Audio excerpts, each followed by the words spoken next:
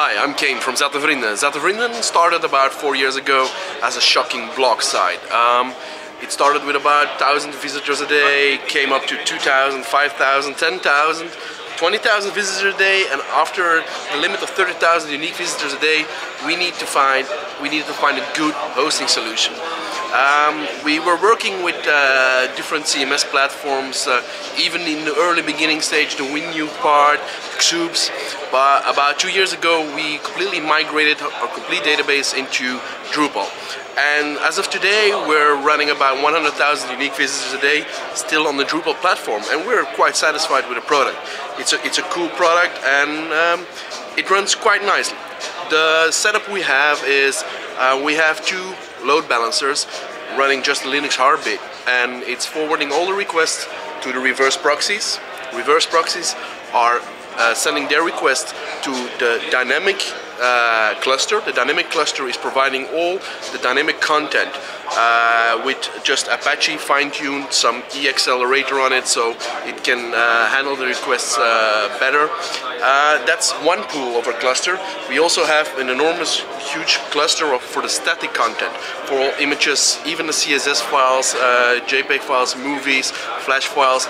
All that is on a separate cluster. So it's a website, and it's not run on some shared platform or something. It's running Drupal, making use of all the Drupal caches, all the interesting modules, but still we need quite some hardware and quite some intelligent setup to make sure that the website never goes offline.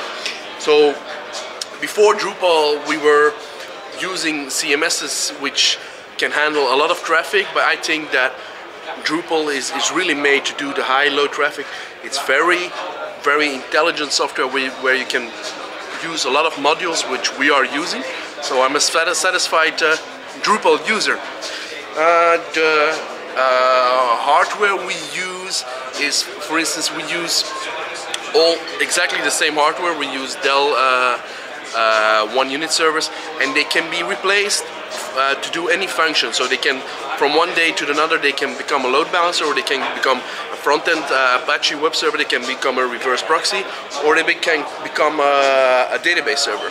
The database setup is quite easy, just MySQL replication, and we have no problems with the MySQL at all. So that's my brief introduction about Zattevrienden technology using Drupal. How many system administrators are needed to run this? There is one full-time system administrator doing the fine-tuning, the checking of the crons, the reinstallation of the file system. So there's one full-time admin, and of course he has a dirty job to be on call 24/7. So the internet never shuts down. So at 3 o'clock in the night, we sometimes need our system admin. What version of Drupal are you running? At the moment we're running version 5, but normally in less than 3 weeks we're migrating to version 6, and we're doing some fancy stuff. So hopefully when you see this, maybe it's already online, maybe it's not, but we're doing some fancy stuff with Drupal 6. Have you developed custom modules for Drupal, or are you running all out-of-the-box modules? It's not out of the box, not at all. The problem in the beginning, when we were running Drupal 4, 4.7 I think, we developed quite a lot, but we did hard-coded everything into the modules, and then the migration to 5 was really a pain in the neck. So today we're building everything separately in separate modules, but we are developing quite some modules for it, like the thumbnailing, the integration of the media libraries,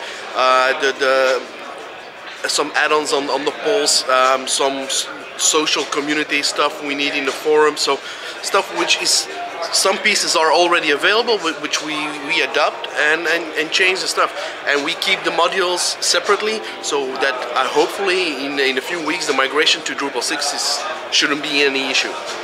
Have you ever suffered from denial of service attacks?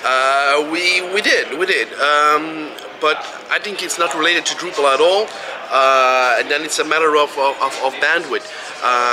Zattevrienden.be is doing about 600 to 700 megabits per sec in normal production environment.